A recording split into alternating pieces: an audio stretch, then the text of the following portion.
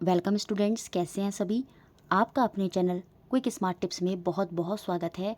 और जैसे कि हमने एक नई सीरीज़ शुरू की है जिसमें हम सीटेट 2021 के साइंस के जितने भी पेपर हुए हैं सबको वन बाय वन सॉल्व करते जा रहे हैं। पिछली क्लास में हमने 20 दिसंबर को जो साइंस का पेपर हुआ था वो सॉल्व किया, और आज की क्लास में हम 21 दिसंबर को जो साइंस का पेपर आया था वो सॉल्व करने वाले हैं।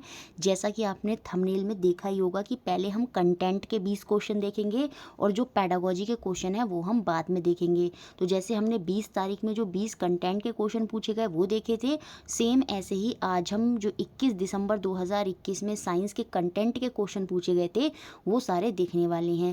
देखिए, जो बच्चे रीड की तैयारी कर रहे हैं उनके लिए ये प्रैक्टिस सेट की तरह बहुत इंपॉर्टेंट रोल प्ले करने वाले हैं, क्योंकि वहाँ पर भी क्वेश्चन सिमिलर ऐसे ही मिलते हैं जैसे मैंने अभी आपको पीछे रीड 2021 का पेपर सॉल्व कराया। तो आप जब उसको देखेंगे और दिसंबर में जो पेपर हुआ उसको देखिएगा तो आप रिलेट कर पाएंगे। बहुत सी चीज़ें रिलेट कर रही हैं, तो आपके लिए ये प्रैक्टिस सेट की तरह काम करेगा। रीड वाले जो भी बच्चे हैं तो ये आप ज़रूर देख कर जाएँ, ये आपको बहुत हेल्प करेगा जब आपका एग्ज़ाम होगा रीड का, जो फ़िलहाल में आने वाला है।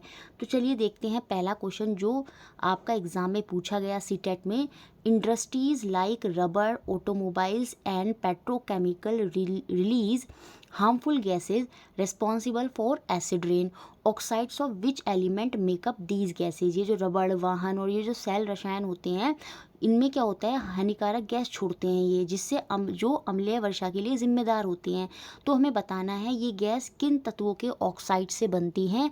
तो ये जो गैस हैं ये आपकी नाइट्रोजन और सल्फर के ऑक्साइड से बनती हैं। एक तो आपकी नाइट्रोजन ऑक्साइड और एक आपकी सल्फर डाइऑक्साइड।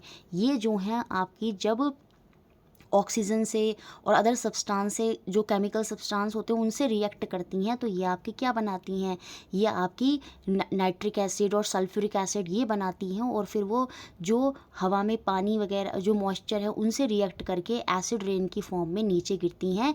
तो सबसे पहले कौन से ऑक्साइड्स होते हैं आपके, नाइट्रोजन के ऑक्साइड और सल्फर डाइऑक्साइड, ये आपके रिएक्ट करते हैं जिससे सल्फ्यूरिक और आपकी नाइट्रिक एसिड जो है वो फॉर्म होते हैं, और फिर वो एसिड रेन की फॉर्म में जो है नीचे ग्राउंड में गिर जाते हैं। तो किसके ऑक्साइड होंगे, नाइट्रोजन और सल्फर के। ऑप्शन सी यहाँ पर सही है।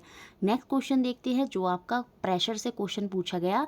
ये बोलता है कि हमारे पास एक मस्टर्ड ऑयल, सरसों के तेल से भरा एक क्या है 500 ml सरसों का तेल भरा है किसी एक जार में, और उस जार की जो धारिता है, उसकी जो कैपेसिटी है कितनी है, वो 2 लीटर की है। मतलब आप उस जार में कितना ऑयल कैप्ट कर सकते हैं, 2 लीटर उसमें कैप्ट कर सकते हैं, और भरा हुआ उसमें कितना है, 500 मिलीलीटर उसमें भरा हुआ है। तो the pressure exerted by oil will be, यह तेल दाब आरोपित करेगा। देखिए, जितना तेल भरा हुआ है, सपोज उस कंटेनर में यहाँ तक तेल भरा हुआ है, तो ये तेल जो है कहाँ कहाँ प्रेशर अप्लाई करेगा हमको ये बताना है। तो ये सभी डायरेक्शन में, इन ऑल डायरेक्शन, सभी दिशाओं में प्रेशर को अप्लाई करेगा। कैसे, आप अगर यहाँ पर होल कर देंगे तब भी तेल यहाँ से निकलेगा, आप अगर यहाँ पर होल करेंगे तब भी तेल यहाँ से निकल जाएगा, यहाँ पर होल करेंगे, यहाँ पर कहीं पर भी जहाँ तेल भरा हुआ है अगर होल करते हैं आप देखेंगे तेल निकलना शुरू होगा।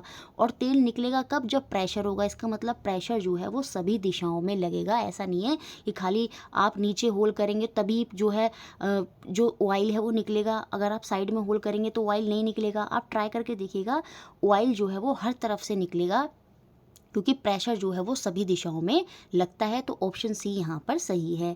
नेक्स्ट क्वेश्चन देखते हैं जो एग्जाम में पूछा गया। Which of the following is true for light as it travel from air to water. जब प्रकाश वायु से पानी में गमन करता है तो प्रकाश के लिए कौन सा कथन सही है, ये हमको बताना है। देखिए, कुछ इंपॉर्टेंट पॉइंट हैं जो मैं आपको समझा रही हूँ, तो वो अच्छे से समझ लीजिए। जब आगे सीटेट आएगा या कोई भी एग्ज़ाम होगा तो वहाँ पर ये पॉइंट बहुत हेल्प करेगा। देखिए, जब लाइट, देखिए 2 तरह के मीडियम होते हैं। लाइट को चाहिए मीडियम, माध्यम की ज़रूरत है ट्रैवल करने के लिए। एक होता है आपका रेयरर मीडियम, मीडियम, और एक होता है आपका डेंसर मीडियम। रेयरर मतलब जहाँ पर डेंसिटी कम होगी, और डेंसर मीडियम क्या होगा, जहाँ पर डेंसिटी ज़्यादा होगी। ठीक है, जैसे एयर है तो एयर में मॉलिक्यूल आपने देखा होगा दूर दूर रहते हैं, तो वो रेयरर मीडियम है। लेकिन जो पानी है, वाटर है, वो डेंसर मीडियम है, क्योंकि उसमें मॉलिक्यूल आप देखेंगे पास पास होते हैं तो वो ज़्यादा भारी होगा, तो वो डेंसर मीडियम है। ठीक है, तो जो हल्का है वो रेयरर है, जिसमें डेंसिटी कम है, घनत्व कम है, वो रेयर मीडियम होता है। और जिसमें घनत्व ज़्यादा होता है वो आपका, जिसमें डेंसिटी ज़्यादा होती है, वो डेंसर मीडियम होता है। तो एयर आपका रेयर मीडियम है और वाटर आपका क्या है, डेंसर मीडियम है। तो जब लाइट, याद रखेंगे, जब लाइट, ये नॉर्मल होता है, तो जब लाइट रेयर से डेंसर की तरफ आती है तो वो नॉर्मल की तरफ बैंड करती है। ठीक है, जिसे हम रिफ्रैक्शन ऑफ लाइट भी बोलते हैं। क्या बोलते हैं, रिफ्रैक्शन ऑफ लाइट बोलते हैं। तो जब लाइट एयर से वाटर में आई, मतलब रेयर से डेंसर की तरफ आई, तो नॉर्मल की तरफ वो बैंड करती है, ये बात भी याद रखेंगे। लेकिन जब लाइट डेंसर से रेयर की तरफ जाती है तो वो नॉर्मल से दूर हो जाती है। तो पहले तो ये पॉइंट आप याद रखेंगे। अब हुआ क्या, जब लाइट यहाँ पर रेयर से डेंसर की तरफ आई तो वो इधर की तरफ हो गई, नॉर्मल की तरफ हो गई, जिससे उसकी वेवलेंथ और फ्रिक्वेंसी, जो उसकी वेवलेंथ है और उसकी जो वेलोसिटी है वो वहाँ पर, क्योंकि वो बैंड हो गई, थोड़ी सी कम हो गई, तो उसकी जो वेलोसिटी है वो गिर जाएगी, और जिसकी वजह से उसकी वेवलेंथ भी क्या है, वो भी डिक्रीज हो जाएगी। तो यहाँ पर जो आंसर होगा वो आपका ऑप्शन नंबर डी होगा। Both it's wavelength and velocity, जो इसका तरंग दैर्ध्य है और जो इसका वेग है, दोनों में वृद्धि नहीं होगी, दोनों घट जाएंगे, दोनों क्या हो जाएंगे, घट जाएंगे। ये हमको अच्छे से याद रखना है। और फ्रिक्वेंसी पर कोई इफेक्ट नहीं पड़ता। 3 पॉइंट होते हैं जब क्वेश्चन बनते हैं ना, तो इन 3 पॉइंट से बनते हैं। वेवलेंथ, जिसे हम हिंदी में तरंग दैर्ध्य बोलते हैं, वेलोसिटी, जिसे हम हिंदी में वेग बोलते हैं, और एक होती है फ्रिक्वेंसी, जिसे हम हिंदी में आवृत्ति बोलते हैं। तो सीधी सी बात रखनी है आपको याद, जब रेयर से डेंसर में जाएं या डेंसर से रेयर में जाएं, फ्रिक्वेंसी पर, आवृत्ति पर कोई प्रभाव नहीं पड़ता। याद रखेंगे, लाइट की जो फ्रिक्वेंसी है उस पर कोई इफेक्ट नहीं पड़ता। लेकिन जब आप रेयर से डेंसर में जाते हैं तो उसकी जो वेवलेंथ और वेलोसिटी है वो दोनों क्या होती हैं, घट जाती हैं। लेकिन जब आप इसका उल्टा क्वेश्चन अगर आपसे पूछ ले अगली बार, हो सकता है कि वाटर से एयर में जा रही है, इस बार लाइट कहाँ से जा रही है, वाटर से एयर से, वाटर से एयर में मतलब डेंसर से रेयर में, तो उस केस में वेवलेंथ और वेलोसिटी दोनों इंक्रीज हो जाती हैं, क्योंकि उस केस में जो लाइट है वो नॉर्मल से दूर चली जाती है, जिसकी वजह से वेलोसिटी बढ़ती है और वेवलेंथ भी आपकी बढ़ जाती है। तो याद रखना है, बहुत ही इंपॉर्टेंट पॉइंट है, जब रेयर से डेंसर में जाएंगे तो वेवलेंथ और वेलोसिटी घटेगी। लेकिन जब डेंसर से रेयर में जाएंगे तो आपकी वेवलेंथ और वेलोसिटी बढ़ेगी। दोनों ही केस में फ्रिक्वेंसी पर कोई प्रभाव नहीं पड़ेगा। तो ये सारे पॉइंट आपको अच्छे से याद रखने हैं। तो फिलहाल यहाँ पर ऑप्शन डी आपका सही है। नेक्स्ट क्वेश्चन देखते हैं, विच of the following environmental factor impact the rate of transpiration the most. नीचे दिया गया कौन सा पर्यावरणीय कारक वाष्पोत्सर्जन की दर को सबसे अधिक प्रभावित करता है। तो यहाँ पर आंसर हो जाना है आपका रिलेटिव ह्यूमिडिटी, अपेक्षित आर्द्रता। देखिए, जब ह्यूमिडिटी होती है, जैसे अभी जो टाइम चल रहा है इस टाइम ह्यूमिडिटी बहुत ज़्यादा है, तो जो हमारा पसीना स्वेट होता है वो सूखता ही नहीं है। तो ऐसे ही प्लांटों में क्या होता है, वाष्पोत्सर्जन होता है, ट्रांसपिरेशन होता है, मतलब वो थोड़ा सा ही पानी यूज़ करते हैं फोटोसिंथेसिस में, और बाकी सारा पानी क्या होता है, पत्तियों के माध्यम से बाहर निकाल देती हैं। वो जब उनके स्टोमेटा रंध्र जो होते हैं वो खुलते हैं तो उसके माध्यम से वो सारे पानी को बाहर निकाल देते हैं। लेकिन जब ह्यूमिडिटी होती है तो उस समय क्या होता है, जो नमी होती है हवा में वो बहुत ज़्यादा होती है, जिसकी वजह से क्या होता है, वो ट्रांसपिरेशन रेट जो है वो घट जाता है। और जब ह्यूमिडिटी नहीं होती तो ट्रांसपिरेशन रेट बढ़ जाता है। तो ये जो ट्रांसपिरेशन रेट है पौधों के अंदर, वो किस पर इफेक्ट करता है, रिलेटिव ह्यूमिडिटी, अपेक्षित आर्द्रता से उसमें फ़र्क आता है। जब ह्यूमिडिटी ज़्यादा होती है तो ट्रांसपिरेशन का जो रेट है वो कम हो जाता है, क्योंकि हवा में ऑलरेडी बहुत ज़्यादा नमी होती है। तो ऑप्शन नंबर सेकंड यहाँ पर सही हो जाएगा। नेक्स्ट क्वेश्चन जो एग्जाम में पूछा गया, Hari take out a glass water bottle and a plastic water bottle kept overnight in refrigerator. He instantly put a thermometer in a wall of plastic bottle and recorded temperature as 10 degrees Celsius. What is the mostly most likely temperature of water glass बोतल। ये कह रहा है हरी क्या होता है, रात भर पानी की 2 बोतलें रखता है, एक आपकी कांच की होती है, दूसरी प्लास्टिक की होती है।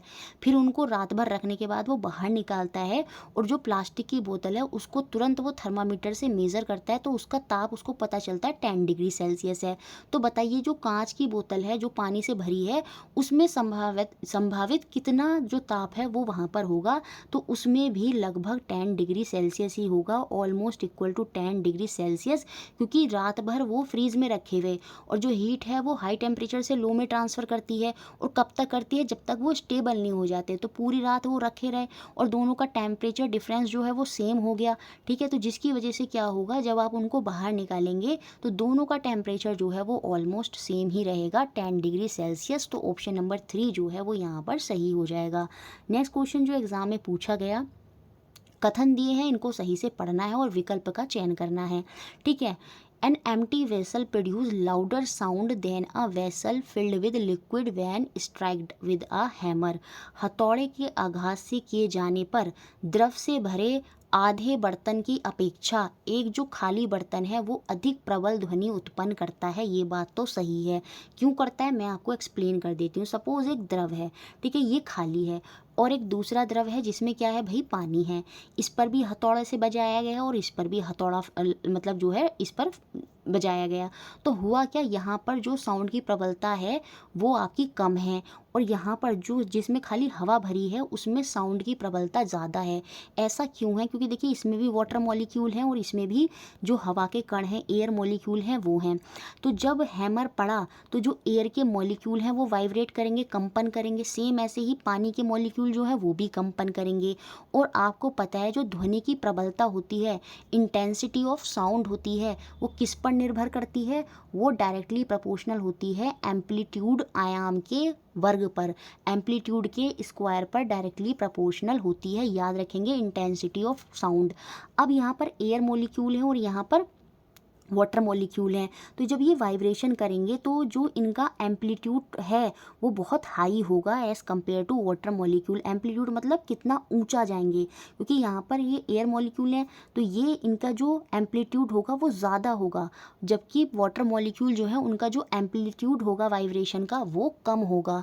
और जब एम्पलीट्यूड हमको पता है स्क्वायर जो इंटेंसिटी है वो एम्पलीट्यूड के स्क्वायर के डायरेक्टली प्रोपोर्शनल है।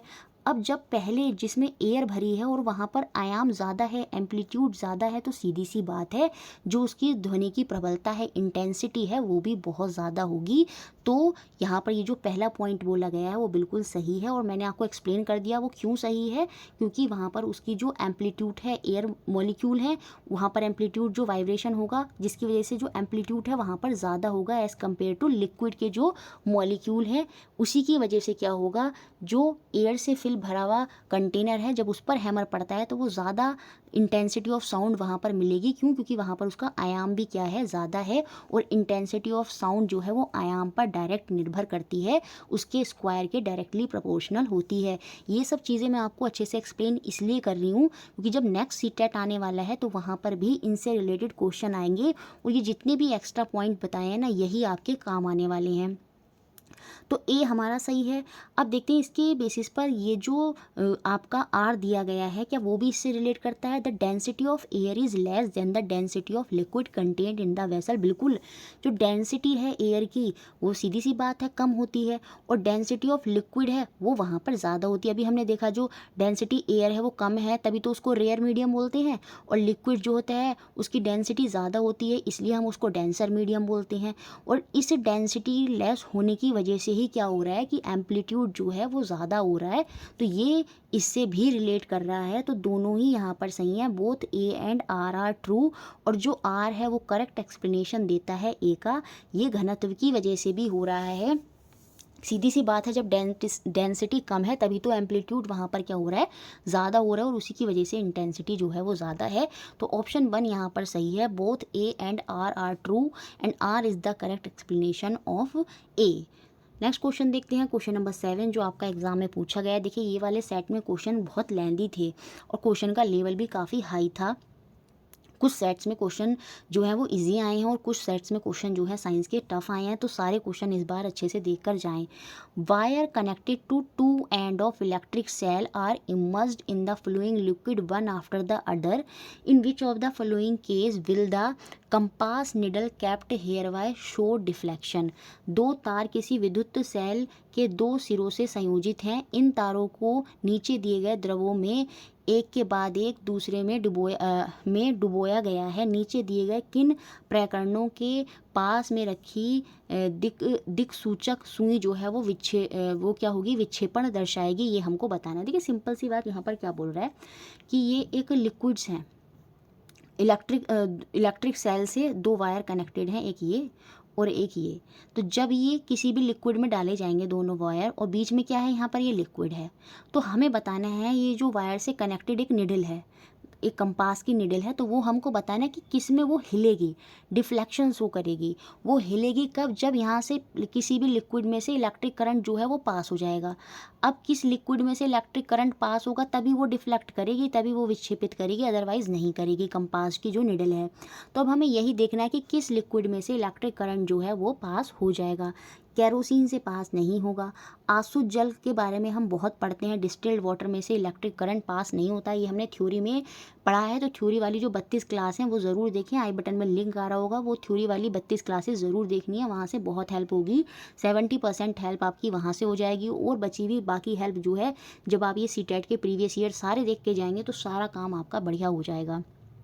तो जो आसुत जल होता है ना, इसमें कोई भी सॉल्ट और मिनरल्स नहीं होते, जिसकी वजह से क्या होता है, इसमें आयन रिलीज नहीं होंगे, तो इलेक्ट्रिसिटी का फ्लो यहाँ पर देखने को नहीं मिलेगा।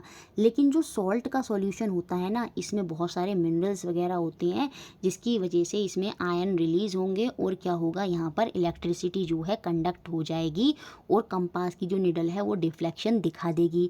शुगर सॉल्यूशन तो आपका न्यूट्रलाइज सॉल्यूशन होता है, तो यहाँ पर भी कोई आयन रिलीज नहीं होंगे, तो सीधा सा एक ही केस में जो है आपकी जो कंपास की निडल है वो डिफ्लेक्ट करेगी, किसमें, आपके सॉल्ट सॉल्यूशन में। तो यहाँ पर जो आंसर हो जाएगा बी हो जाएगा, थर्ड ओनली।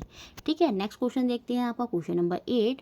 यहाँ पर पूछा गया साइक्लोन के बारे में, साइक्लोन कब बनता है, निम्न में से कौन सी अवस्था में चक्रवात बन सकता है। जब भी लो प्रेशर होता है, निम्न दाब होता है, तभी आपका चक्रवात साइक्लोन जो है वो बनता है।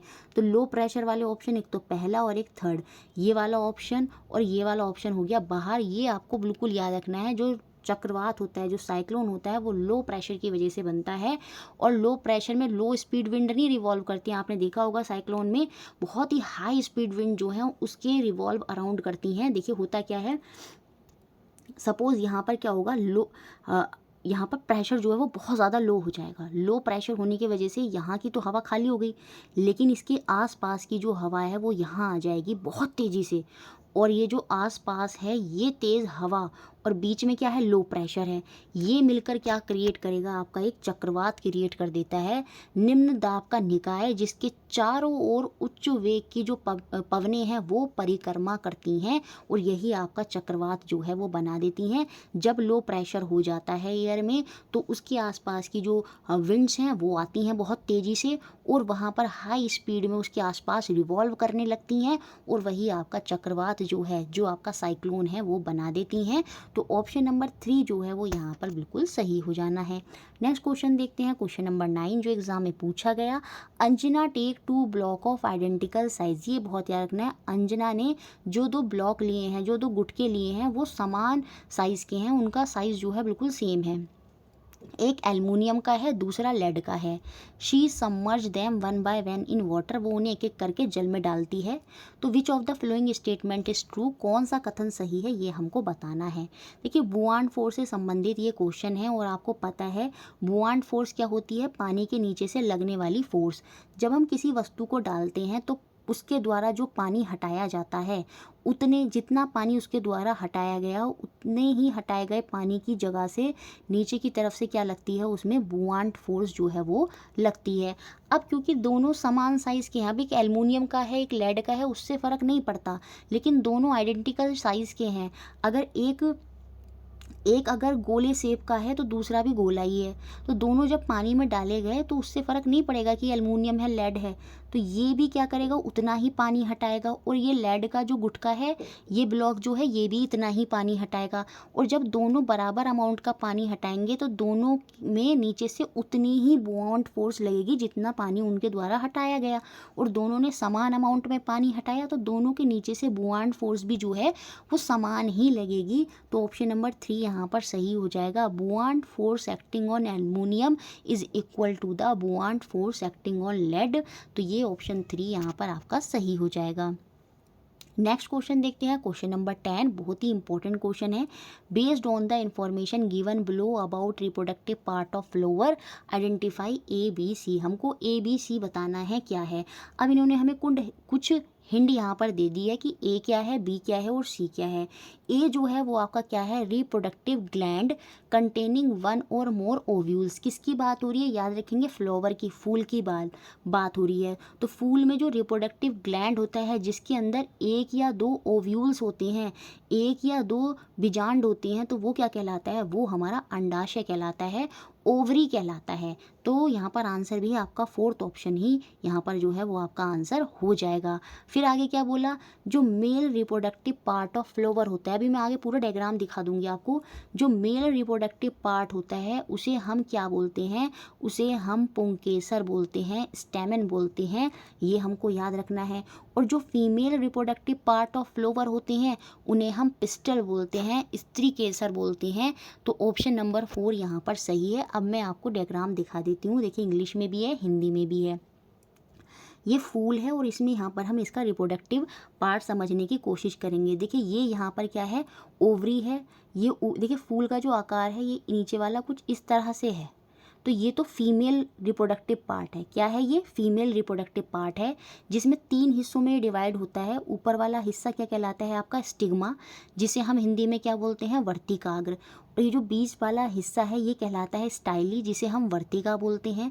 और नीचे जहाँ पर ओव्यूल्स आपके आए थे, जो बीजांड थे, वो 1-2 बीजांड जो आते हैं, वो आपका क्या कहलाता है, वो आपका अंडाशय कहलाता है, ओवरी कहलाता है। तो याद रखेंगे फीमेल रिप्रोडक्टिव पार्ट में 3 आते हैं, स्टिग्मा, स्टाइली, ओवरी, हिंदी में वर्तिकाग्र, वर्तिका और अंडाशय। और ये तीनों मिलकर आपका फीमेल रिप्रोडक्टिव पार्ट बनाते हैं फ्लावर का, जिसे हम संपूर्ण रूप से क्या बोलते हैं, पिस्टल बोलते हैं, स्त्री केसर बोलते हैं। अब बात करते हैं male reproductive part of flower की, जिसमें देखिए यहाँ पर ये इस तरह से एक एंथर होता है और एक पतली सी, इसमें यहाँ पर आप देख रहे होंगे फूल में, ये आपका गुड़हल का फूल है, तो इसमें ये पतली सी आपको डंडी दिख रही होगी। तो ये जो पतली सी लाइन है ये तो आपकी क्या कहलाती है, ये तो आपकी कहलाती है फिलामेंट। क्या कहलाती है आपकी, फिलामेंट, जिसे हम हिंदी में तंतु बोलते हैं। और ये जो ऊपर छोटे छोटे येलो इसमें आपने देखे होंगे फूल में लगे हुए हैं, ये आपके कहलाते हैं क्या, एंथर, जिसे हम हिंदी में बोलते हैं क्या, परागकोश। तो मेल रिप्रोडक्टिव में क्या आ जाता है आपका, परागकोश और तंतु। मतलब हिंदी में देखेंगे तो परागकोश और तंतु, और अगर हम इंग्लिश में देखेंगे तो क्या बोलेंगे, एंथर और फिलामेंट। और दोनों मिलकर बनाते हैं आपका male reproductive part of flower, जिसे हम बोलते हैं क्या, स्टेमन या फिर पुंकेसर। तो पूरा समझ में आया। तो यहाँ पर यही पूछ रहा था, male reproductive part of flower क्या होता है, पुंकेसर, फीमेल क्या होता है, स्त्री केसर, और आपका जिसमें ओव्यूल्स होते हैं 1 या 2, वो आपका अंडाशय होता है, ओवरी होता है। तो ऑप्शन नंबर 4 जो है वो यहाँ पर बिल्कुल सही हो जाना है। नेक्स्ट क्वेश्चन देखते हैं, क्वेश्चन नंबर 11 जो एग्जाम में पूछा गया, which of the following set represent, मतलब मिक्सचर के कौन कौन से सेट हैं ये हमको बताने हैं। मिश्रणों के समुच्चय को निरूपित जो करता है वो हमको बताना है। मिक्सचर क्या होता है, सेट ऑफ कॉम्बिनेशन ऑफ 2 और मोर डिफरेंट सब्सटेंसेस जो केमिकली ज्वाइन नहीं हो सकते, जो बॉन्ड नहीं बना सकते। जैसे सॉल्ट पानी में डाल दिया तो सॉल्ट जो है पानी में घुल गया है, लेकिन क्या सॉल्ट पानी में से फिर अलग हो सकता है, बिल्कुल, वेपोराइजेशन करके फिर सॉल्ट जो है वो अलग हो जाएगा। तो वो पानी में डल तो गए हैं लेकिन वो जो है उन्होंने बॉन्ड नहीं बनाया है आपस में। डिफरेंट काइंड ऑफ कंपाउंड, जो डिफरेंट काइंड ऑफ सब्सटेंसेस हैं वो डिज़ोल्व हो जाते हैं, लेकिन वो एक दूसरे के साथ बॉन्ड नहीं बनाते। तो वो सारे आपके क्या होते हैं, डिफरेंट सब्सटेंसेस जब एक साथ आ जाते हैं इस तरह से, तो वो आपके मिक्सचर होते हैं।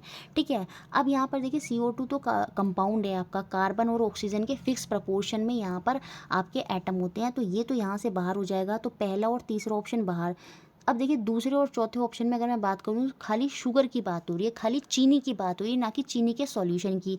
तो शुगर जो है वो मिक्सचर नहीं है, शुगर तो अपना अपने सब्सटेंस से बनी हुई है, अपना कार्बन से बनी हुई है। तो मतलब शुगर जो है वो आपका मिक्सचर नहीं होगी। मिक्सचर यहाँ पर क्या हो जाएगी, एयर हो जाएगी। एयर के अंदर बहुत सारे डिफरेंट गैसेज़ हैं।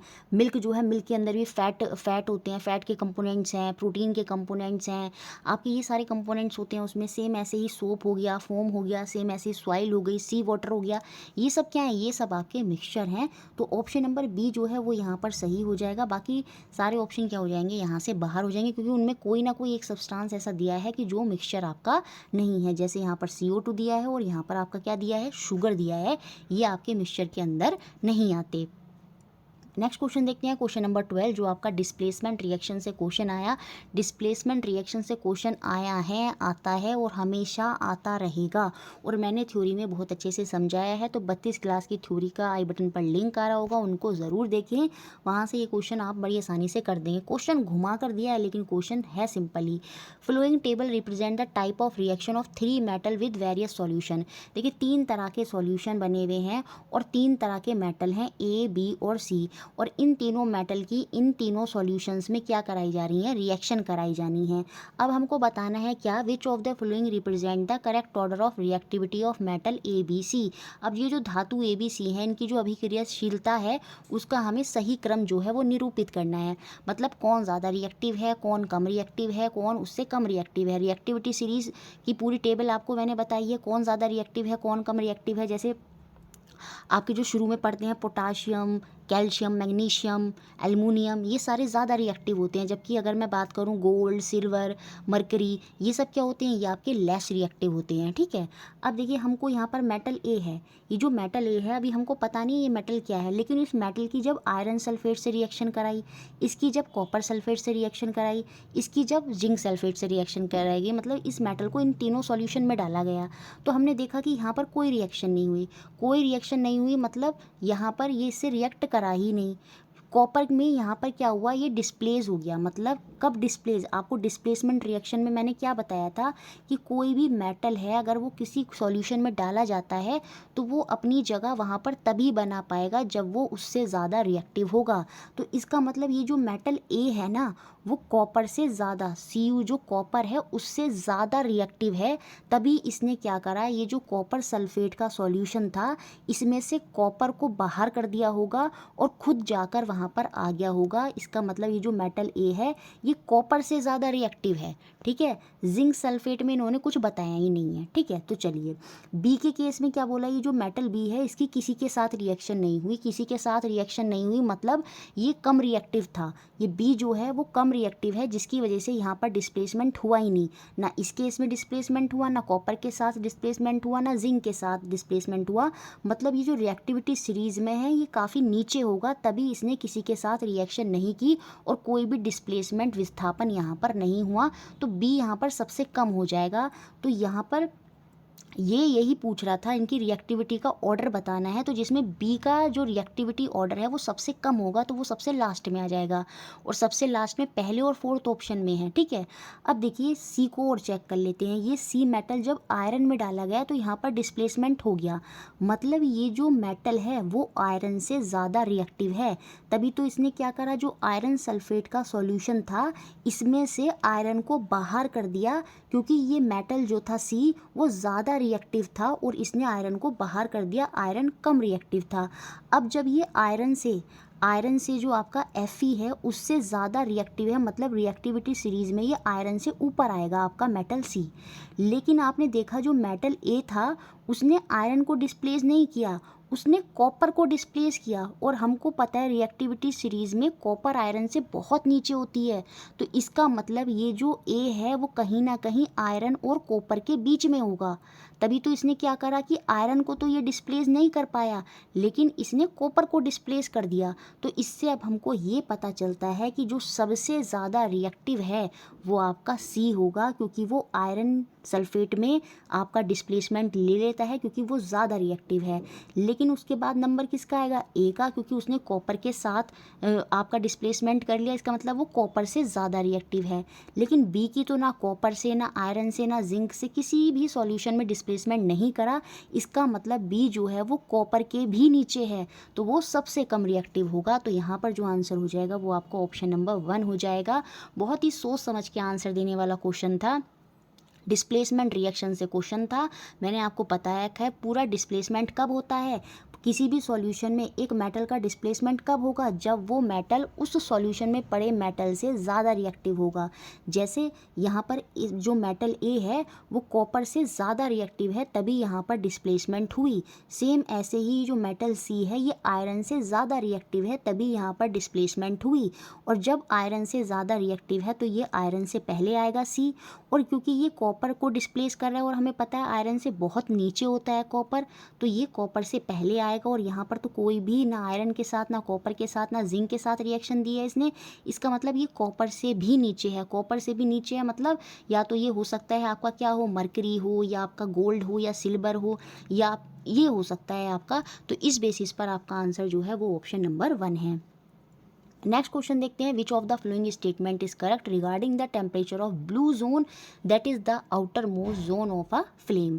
नीचे दिया गया कौन सा कथन किसी ज्वाला के सबसे वाह्यतम अर्थात नीले क्षेत्र को संबंध में करता है। देखिए मैंने आपको मोमबत्ती दिखाई थी, उसमें जब ज्वाला जलती है इस तरह से वो आपकी फ्लेम कहलाती है। अब इस फ्लेम के भी 3 हिस्से होते हैं, जो सबसे अंदर वाला हिस्सा होता है वो आपका इनर मोस्ट कहलाता है। क्या कहलाता है? Inner most. और ये जो बीच वाला आपने देखा होगा जब ज्वाला जलती है मोमबत्ती में, तो आपने बीच वाला पार्ट देखा होगा वो येलो ऑरेंज सा रहता है, तो वो जो येलोइश पार्ट होता है वो आपका मिडिल जोन होता है। क्या होता है? मिडिल जोन होता है। लेकिन आपने देखा होगा बाहर की तरफ ब्लू ब्लू करके आपकी ज्वाला भी रहती है, तो वो जो बाहर वाला ब्लू वाला जो उसमें ज्वाला का पार्ट है वो आपका आउटर मोस्ट जोन होता है। क्या होता है? आउटर मोस्ट जोन होता है। तो फ्लेम के भी 3 जोन होते हैं, एक तो इनर ब्लैक वाला जो डार्क वाला अंदर का, एक मिडिल होता है जो येलो वाला होता है, और एक आउटर मोस्ट होता है जो आपका ब्लू वाला होता है।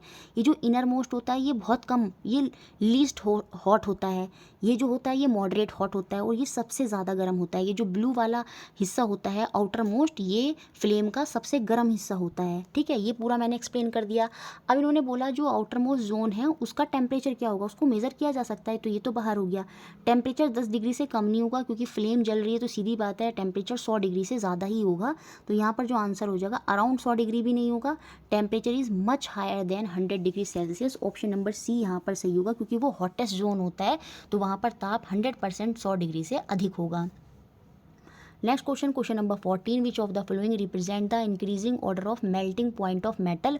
निम्नलिखित में से कौन सा विकल्प धातुओं के पिघलते के तापमान का बढ़ते क्रम में बताता है। मतलब जैसे कोई धातु है जल्दी पिघल जाता है ना, कम तापमान में पिघलता है, कोई उससे ज़्यादा तापमान में पिघलता है, कोई सबसे ज़्यादा तापमान में पिघलता है। तो इस तरह से हमको मेल्टिंग पॉइंट का जो ऑर्डर है वो हमें इंक्रीजिंग ऑर्डर में लगाना है।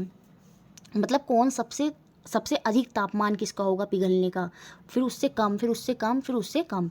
तो देखिए यहाँ पर आप तुक्का भी लगा सकते हैं, क्योंकि मरकरी जो होता है वो ऑलमोस्ट रूम टेम्परेचर पर भी क्या होता है आपका पिघली हुई अवस्था में ही होता है, तो उसका जो मेल्टिंग पॉइंट होगा वो सीधी सी बात है वो कम होगा, वो रूम टेम्परेचर पर ही हो जाता है।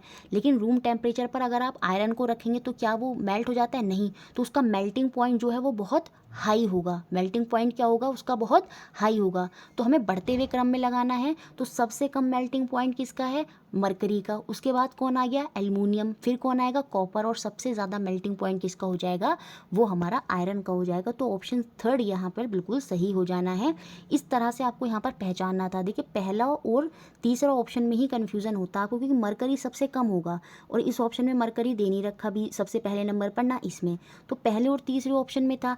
अब ये भी पता है आयरन को बहुत टाइम लगता है पिघलने में, उसका मेल्टिंग पॉइंट बहुत हाई होगा, तो वो सबसे बाद में आएगा। एल्युमिनियम से तो बाद में ही आएगा पक्का, क्योंकि एल्युमिनियम की फाइल है, आप जला के देखिएगा वो जल्दी उसको मेल्ट हो जाएगी एज़ कम्पेयर टू आयरन। तो आयरन का मेल्टिंग पॉइंट हाई है। ठीक है, तो इनका जो इंक्रीजिंग ऑर्डर बढ़ते क्रम में हो जाएगा, सबसे कम पहले मरकरी, फिर एल्युमिनियम, फिर कॉपर, और सबसे ज़्यादा क्या हो जाएगा आपका? आयरन। मतलब ऑप्शन 3 यहाँ पर सही है। Next question, question number 15, which of the following is not an example of neutralization in daily life. NCERT में हम पढ़ते हैं, ये हमको देखने को मिलता है और मैंने पढ़ाया भी अच्छे से। निम्न में से कौन सा एक उदाहरण दैनिक जीवन में उदासीनीकरण का नहीं है। देखिए taking milk of magnesium for acidity, बिल्कुल जब हमारे पेट में हाइड्रोक्लोरिक एसिड HCl ज़्यादा हो जाता है तो हम मैग्नीशियम हाइड्रोक्साइड लेते हैं मिल्क ऑफ मैग्नीशिया लेते हैं उस एसिडिटी को कंट्रोल करने में, और यही आपका न्यूट्रलाइजेशन होता है कि जब एसिड ज़्यादा हो जाता है तो हम बेस डालते हैं ताकि वहाँ पर क्या हो जाए, न्यूट्रलाइजेशन हो जाए। जब बेस ज़्यादा हो जाता है तो हम एसिड डालते हैं ताकि वहाँ पर क्या हो जाए, न्यूट्रलाइजेशन हो जाए। बिल्कुल ये उदाहरण है, और ये क्वेश्चन में पूछा है, कौन उदाहरण नहीं है। Rubbing baking soda in case of ant bite, जब आप चींटी काट लेती है तो वो एसिड रिलीज़ कर देती है जिससे हमें खुजली होती है, चिड़चिड़ाहट होती है, तो उसमें अगर हम बेस लगा लेते हैं, बेकिंग सोडा लगा लेते हैं तो वो ठीक हो जाता है। तो बिल्कुल एसिड और बेस को न्यूट्रलाइज किया जा रहा है यहाँ पर, ये भी सही है। Treating soil with quick lime, बिल्कुल मृदा का अनबुझे चूने द्वारा उपचार, बिल्कुल ये भी होता है, ये भी पूरा रिएक्शन न्यूट्रलाइजेशन को ही रिएक्ट कर रहा है। लेकिन देखिए यहाँ पर क्या है, depositioning a layer of zinc on iron, यहाँ पर हम क्या कर रहे हैं, ये तो इलेक्ट्रोप्लेटिंग है, इसमें हम क्या कर रहे हैं, जिंक आयरन के ऊपर जिंक की परत एक लगा रहे हैं, तो वो इलेक्ट्रोप्लेटिंग के माध्यम से होता है, वो न्यूट्रलाइजेशन कुछ नहीं होता। तो ऑप्शन डी ही यहाँ पर नहीं होगा, तो मतलब ऑप्शन डी यहाँ पर सही है। नेक्स्ट क्वेश्चन जो एग्जाम में पूछा गया, ये सॉइल चैप्टर से क्वेश्चन आ गया है आपका, तो सॉइल के बारे में अच्छी नॉलेज होनी चाहिए, और मैंने सॉइल चैप्टर की पूरी जो 32 क्लास कराई हैं उसमें सॉइल का पूरा अच्छे से आपको समझाया है। A farmer decided to sow a crop in his farm land with high percolation rate. देखिए हाई परकुलेशन रेट क्या होता है, हाई परकुलेशन रेट उन सॉइल के अंदर देखने को मिलता है जो पानी को बड़ी आसानी से अपने अंदर से बहा देती हैं, जैसे जो आपका रेत होता है, जो सैंडी सॉइल होती है, उसका परकुलेशन रेट बहुत हाई होता है क्योंकि वो अपने अंदर से पानी को बड़ी आसानी से निकाल देती है, तो उसे ही हम उसी को हम परकुलेशन रेट बोलते हैं। एक फार्मर जो है वो 100 करने की सोचता है, एक क्रॉप उसको उगानी है अपने फार्म लैंड में जिसका percolation rate with high percolation rate है वहाँ पर, ठीक है। Which crop according to you is better suited for this farm land, मतलब जो वहाँ पर सॉइल है या वो सैंडी सॉइल है, अब यहाँ से क्लियर होगी कि वो सॉइल क्या है, वो सैंडी सॉइल है, क्लेट सॉइल तो नहीं है ना, तभी तो वहाँ पर परकुलेशन रेट क्या है, वो ज़्यादा है। तो कौन सी फसल उसको वहाँ पर उगानी चाहिए ये हमको बताना है। देखिए ग्राम, गेहूँ, पैडी ये सब यहाँ पर बाहर हो जाएगा। जो कॉटन होती है ना उसको आपको सैंडी लोमी सॉइल की ही रिक्वायरमेंट होती है, तो ऑप्शन नंबर 1 यहाँ पर सही हो जाएगा, कॉटन, कपास। नेक्स्ट क्वेश्चन देखते हैं, क्वेश्चन नंबर 17 जो आपके एग्जाम में पूछा गया, which of the following statement are not true, नीचे दिए गए कौन से कथन सही नहीं है ये हमको बताना है। देखिए आप क्वेश्चन से ही आंसर निकाल सकते हैं, लेकिन आपको बहुत ही बारीकी और बहुत ही समझ से पढ़ना है। The number of cell in an elephant is more than the number of cell in a monkey, बिल्कुल जो नंबर ऑफ सेल्स हैं वो एलिफेंट में ज़्यादा हो सकते हैं as compare to number of cells in a monkey, elephant में ज़्यादा हो सकते हैं, मंकी में कम हो सकते हैं, ये बात बिल्कुल सही हो सकती है, ठीक है।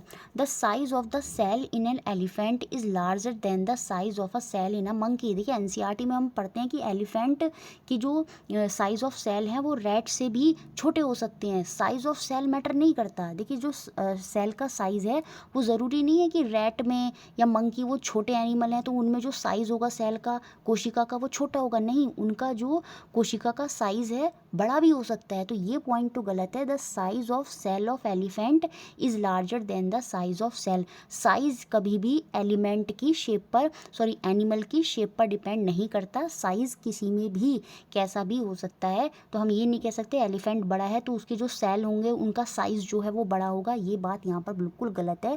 लेकिन नंबर ऑफ सेल एलिफेंट में ज़्यादा है इसलिए क्योंकि वो बहुत बड़ा है, तो नंबर ऑफ सेल हम ज़्यादा बोल सकते हैं लेकिन साइज ऑफ सेल ज़्यादा नहीं बोल सकते।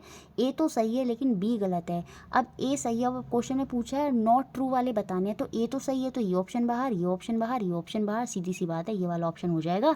इट मीन्स ऑप्शन नंबर 3 यहाँ पर सही है, क्यों, क्योंकि बी तो गलत है ही, ये तो गलत कथन दिया है इन्होंने यहाँ पर कि हाथी की जो कोशिकाएं हैं उनका साइज़ बंदर की कोशिकाओं की साइज़ की तुलना में बड़ा होता है, तो साइज़ का उनकी शेप से कोई मतलब नहीं होता। फिर अगला पॉइंट क्या दिया है, shape of cell in an elephant is different than the shape of cell in a monkey, ये भी गलत है।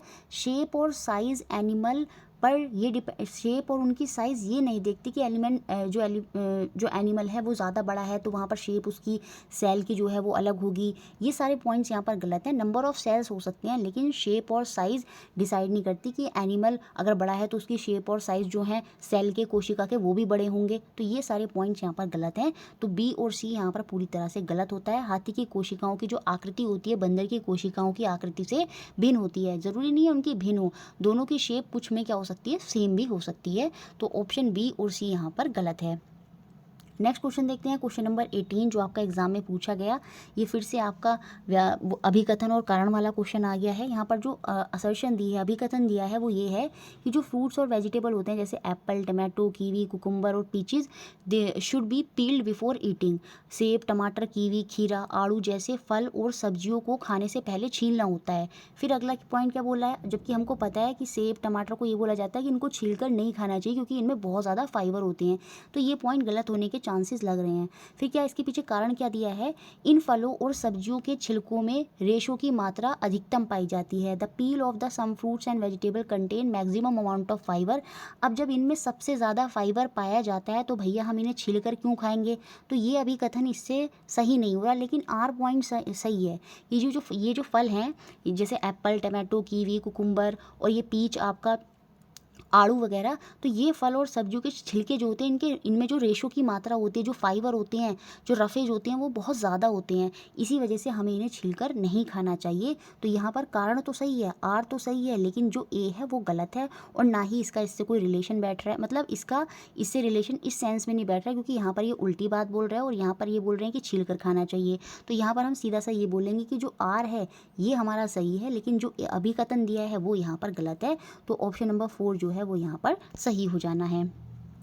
नेक्स्ट क्वेश्चन देखते हैं, क्वेश्चन नंबर 19। मैच करना था, रूट बतानी थी किस फ्रूट में किस तरह की सॉरी किस प्लांट में या किस फ्रूट में किस तरह की रूट जो है वो पाई जाती है।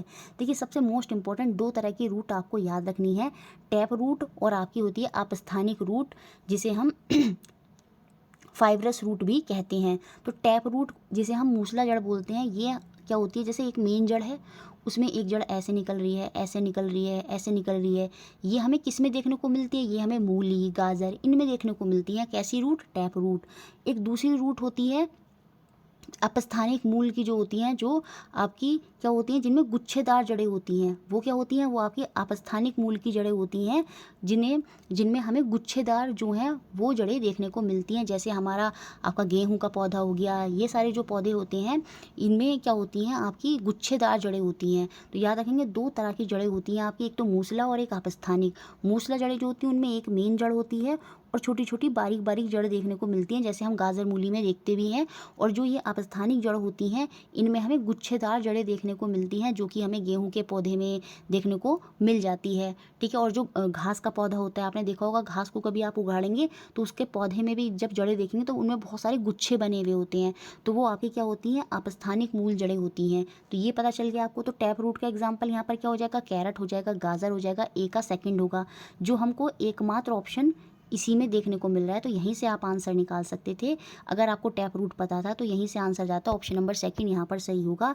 टैप रूट कैरेट हो जाएगा और आपकी अपस्थानिक मूल से कौन सा हो जाएगा, आपका स्वीट पोटैटो हो जाएगा।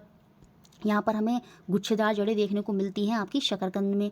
उसके बाद प्रॉप रूट जो होती हैं, जिसमें स्टेम से ही रूट निकलती हैं। जैसे बरगद का पेड़ देखा होगा, आपकी स्टेम में से ही जड़ें ऊपर से निकल रही हैं, ज़मीन के अंदर से ना होकर बाहर से ऊपर से भी जड़ें निकलती हैं, तो वो आपकी प्रॉप रूट हो जाती हैं। तो वो हमको बनियन ट्री में, बरगद के वृक्ष में देखने को मिलती है। उसके बाद स्टिल्ट रूट होती है, वो हमें गन्ने में देखने को मिलती है। स्टिल्ट रूट क्या होती है, इसमें क्या होता है, स्टेम को ही रूट बना दिया जाता है। आपने देखा होगा स्टेम को ही गन्ने की काट के ज़मीन में बो दिया जाता है, तो वो आपकी क्या होती है, स्टिल्ट रूट होती है। तो यहाँ पर जो आंसर हो जाएगा वो आपका ऑप्शन नंबर सेकंड यहाँ पर हो जाना है। नेक्स्ट और लास्ट क्वेश्चन देखते हैं जो आपका एग्जाम में पूछा गया। वीडियो अच्छा लगता है तो लाइक करें, ज़्यादा से ज़्यादा स्टूडेंट्स के साथ शेयर करें जो भी सीटेट पेपर 2 में साइंस और मैथ की तैयारी कर रहे हैं। विच of the following statement is incorrect, नीचे दिया गया कौन सा कथन सही नहीं है ये हमको बताना है और बहुत से पॉइंट्स आपके यहाँ से क्लियर हो जाएंगे। Acclimatization is temporary adjustment of organism to surrounding, ये जो पर्यानुकूलन होता है प्रतिवेश के साथ जीव का अस्थायी सामंजस्य होता है, बिल्कुल सही बात है। ये आप यहाँ से अब याद भी कर लीजिए, हो सकता है अगली बार भी पूछ लिया जाए कि एक्लाइमेटाइजेशन क्या होता है। यहाँ पर कोई भी ऑर्गेनिज्म टेम्परेरी रूप से अगर एडजस्टमेंट कर लेता है सराउंडिंग में तो वो आपका एक्लाइमेटाइजेशन होता है। जैसे मैं किसी दोस्त के घर जाके रहने लगी, कुछ समय के लिए मैं वहाँ पर टेम्परेरी एडजस्टमेंट हो गई उस सराउंडिंग में, तो वो क्या है, एक्लाइमेटाइजेशन होता है। तो ये बात तो यहाँ पर सही है और हमको गलत कथन बताना है। ये जो कैमोफ्लाज होता है is a type of adaptation, ये जो होता है एक प्रकार का अनुकूलन होता है, बिल्कुल सही बात है। कैमोफ्लाज क्या होता है, जैसे कोई भी ऑर्गेनिज्म है, आपने देखा होगा अगर मिट्टी का रंग जैसा होता है तो वहाँ के जो ऑर्गेनिज्म होते हैं उनके भी कलर वैसा ही हो जाता है। तो कैमोफ्लाज यही प्रॉपर्टी होती है कि जैसा सराउंडिंग में कलर होता है, आसपास का वो होता है, तो जो ऑर्गेनिज्म होता है वो भी उसी तरह का कलर अपनी बॉडी पे उसकी आ जाता है। तो कैमोफ्लाज भी क्या है, एक एडेप्टेशन का ही, अनुकूलन एक लंबी प्रक्रिया है, और ये जो एक्लाइमेटाइजेशन है ये आपकी टेम्परेरी प्रक्रिया होती है, टेम्परेरी एडजस्टमेंट होता है। तो ये बात बिल्कुल यहाँ पर सही हो गई। उसके बाद क्या है, हाइबरनेशन इज अक्लाइमेटाइजेशन, ये यहाँ पर गलत है। देखिए जो हाइबरनेशन हो जाता है जिसे हम विंटर स्लीप भी बोलते हैं, कुछ एनिमल विंटर में स्लीप कर जाते हैं क्योंकि वो वहाँ पर सर्वाइव नहीं कर सकते। तो हाइबरनेशन तो ये कोई छोटे समय के लिए टेम्परेरी एडजस्टमेंट नहीं होता, ये तो वो हर बार करते हैं। तो ये यहाँ पर एक्लाइमेटाइजेशन नहीं होगा, तो ये यहाँ से बाहर हो जाएगा, और यही कथन यहाँ पर सही नहीं है। बाकी long time adjustment to surrounding led to adaptation, बिल्कुल प्रतिवेश से अधिक समय तक सामंजस्य अनुकूलन कहलाता है, ये बात बिल्कुल सही है। अगर आप लॉन्ग टाइम तक एडजस्टमेंट कर रहे हैं सराउंडिंग में तो वो अडेप्टेशन होता है। जैसे मैं अपने घर में रह रही हूँ वो अडेप्टेशन है, लेकिन मैं अपने दोस्त के घर जाके कुछ समय के लिए एडजस्ट कर रही हूँ तो वो एक्लाइमेटाइजेशन है। तो ये पूरा यहाँ पर मैंने आपको समझाने की कोशिश की। तो ऑप्शन नंबर 3 जो है वो यहाँ पर गलत है। वीडियो अच्छा लगता है लाइक करें, शेयर करें और चैनल से जुड़े रहें।